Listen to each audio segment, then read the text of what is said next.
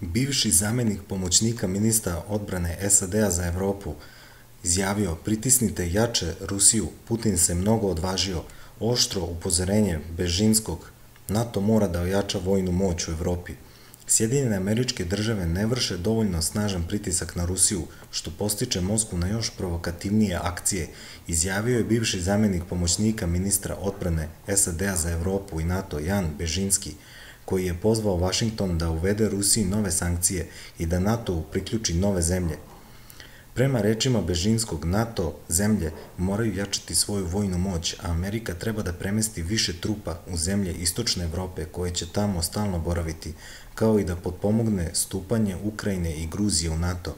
On je takođe istakao da je neophodna borba protiv lažnih informacija i pooštravanje sankcija protiv Rusije.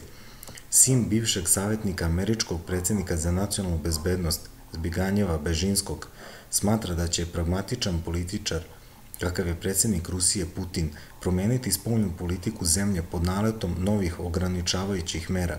Bežinski je uveren da je aktuelna nedosledna politika SAD-a prema Rusiji samo doprinela tome da je Putin preduzimao sve rizičnije korake, a moguće da ga je to još više odvažilo. Bežinski je govorio i na diskusiju u Komitetu za spoljna pitanja posvećena mogućim vezama između Rusije i Talibana.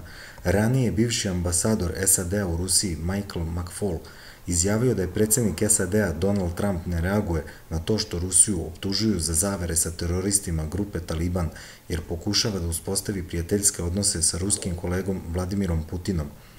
List New York Times je ranije, pozivajući se na anonimne predstavnike američkih obaveštajnih službi, izjavio u tekstu u kojem je navedeno da ruska vojno-obaveštajna služba je nudila nagrade Talibanima za napade na američke vojnike u Afganistanu, kao i da je predsjednik Trump informisan o tome.